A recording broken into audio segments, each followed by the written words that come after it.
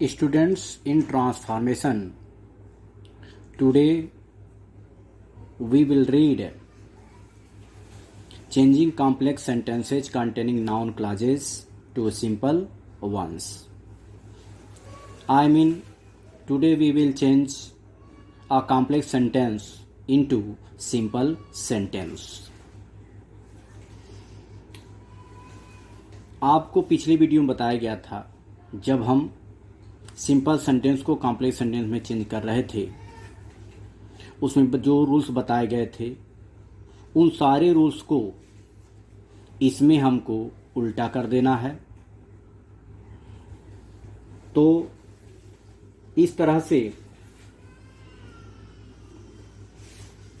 आपको वो रूल्स जो आपको उसमें बता दिया गया है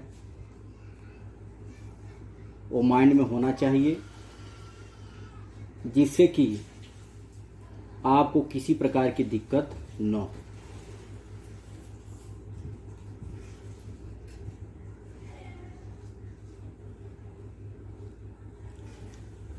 इसमें सिंपल सेंटेंस को कॉम्प्लेक्स सेंटेंस में बदलने की जो विधि बताई गई थी, उन विधियों को उल्टा प्रयोग करके कॉम्प्लेक्स सेंटेंस को सिंपल सेंटेंस में परिवर्तित किया जा सकता है।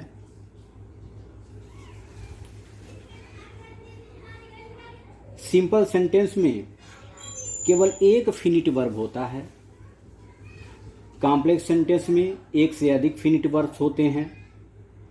कॉम्प्लेक्स सेंटेंस को सिंपल सेंटेंस में बदलने के लिए सबऑर्डिनेट क्लॉज को किसी शब्द या वाक्यांश वर्ड और फ्रेज में बदल देते हैं। सबऑर्डिनेट क्लॉज 3 प्रकार का होता है, अतः कॉम्प्लेक्स सेंटेंस को सिंपल सेंटेंस में बदलने के लिए उन 3 नियमों का प्रयोग किया जाता है, जिसमें आपको अभी नाउन क्लॉज के बारे में पढ़ाया गया है।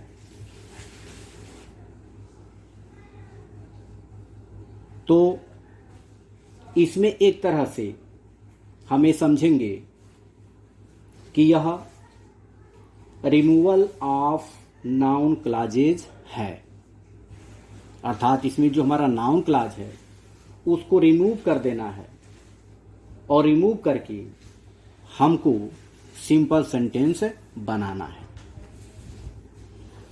तो बच्चों, इसी क्रम में जो फर्स्ट रूल है वह यह है, if noun clause which begins with that in complex sentence during the change of simple sentence from complex sentence, we write noun which is able to give the same meaning of noun clause, and this same meaning is written instead of that noun clause। अर्थात इसमें बताया जा रहा है कि यदि आपके complex sentence में दैट से आरंभ होने वाला नाउन क्लॉज, ये जो है ये नाउन क्लॉज है जो दैट से आरंभ हो रहा है, दैट से आरंभ होने वाला नाउन क्लॉज का प्रयोग किया गया है, तो उसके स्थान पर अर्थात इस दैट वाले नाउन क्लॉज के स्थान पर सेम अर्थ अर्थात वही अर्थ देने वाला नाउन का प्रयोग किया जाता है। यहां आप देख रहे हैं नाउन का प्रयोग किया गया है, इसके बदले नाउन का प्रयोग करके हमको लिख देना है, वही हमारा सिंपल सेंटेंस बन जाएगा। जैसा कि आप यहां देख रहे हैं, he said that he was innocent. इसका सिंपल बनाया गया है ही डिक्लेयर्ड हिज इनोसेंस। यह जो हिज इनोसेंस है यह इसका नाउन है और यह दैट से लेकर के पूरा आपका नाउन क्लॉज था। और वही काम हम सिंपल टू कॉम्प्लेक्स कर रहे थे कि जब इस तरह का सेंटेंस आता था तो उसमें हम दैट का प्रयोग करते हुए जो यह नाउन था इसको हम नाउन क्लॉज में बदलते थे। उसी तरह दूसरा एग्जांपल देख सकते हैं he confessed that he was guilty. तो यहां भी दैट से आरंभ होने वाला यह नाउन क्लॉज है, तो इसको बदला गया तो हिज गिल्ट हो गया है, तो ये हो जाएगा आपका ही कन्फेस्ड हिज गिल्ट। तो यह आपके जो दो एग्जाम्पल्स थे यह आपके पहले रूल से संबंधित था। अब आपका जो सेकेंड रूल है वह यह है if the noun clause which begins with that, if the noun clause which begins with that and this noun clause, if this noun clause expresses a motto,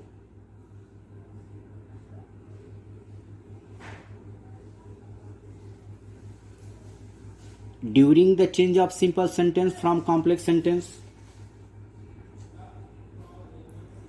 this noun clause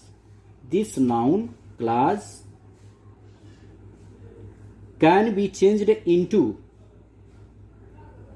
the phrase of infinitive also।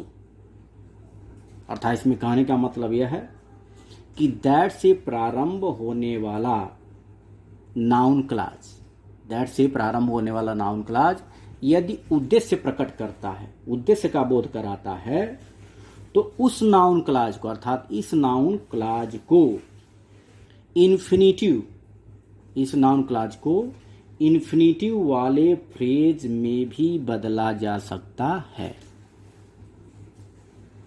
तो इससे आपका उद्देश्य प्रकट हो रहा है। He decided that he would visit Agra, यानी कि उसने निर्णय लिया कि वह आगरा भ्रमण करेगा, तो इससे उसका उद्देश्य दिखाई दे रहा है।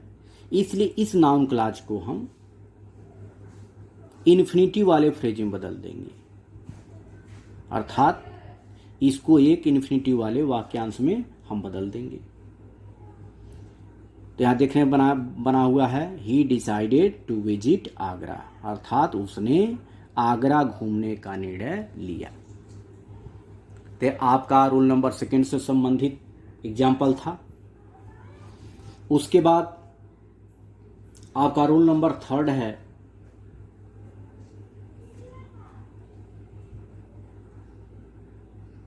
If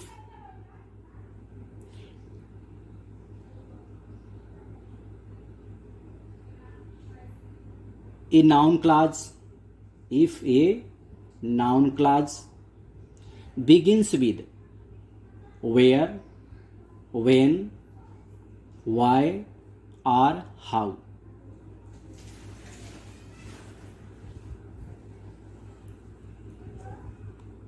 it is changed into nouns of place, time, region, method etcetera. तो इसमें यह बताया जा रहा है कि वेयर, वाई, हाउ से आरंभ होने वाला नाउन क्लॉज, यानी कि वह नाउन क्लॉज जो वेयर, वेन, वाई, हाउ से प्रारंभ हो रहा है, तो उसको हम सिंपल सेंटेंस बनाते समय प्लेस, टाइम, रीजन, मेथड आदि नाउन्स में भावानुसार बदल दिया जाता है। तो जैसा कि आप यहां देख रहे हैं, कॉम्प्लेक्स सेंटेंस का एग्जांपल आपको दिया गया है, I know where he lives, यानी कि मैं जानता हूं कि कहाँ वह रहता है। तो अब इसको एक स्थान का बोध करा रहा है। यह जो नाउन क्लॉज है यह आपका स्थान का बोध करा रहा है। तो इसको प्लेस ऑफ नाउन में बदल देंगे, इसको प्लेस ऑफ नाउन बदल देंगे।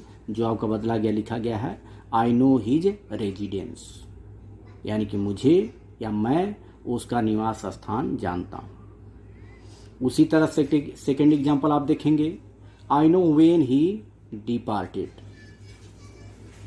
इसको बनाया गया है I know the time of his departure. When he departed का आपका यह जो है टाइम का बोध करा रहा है, इसलिए इसको टाइम ऑफ नाउन में परिवर्तित कर दिया गया है, अर्थात I know the time of his departure.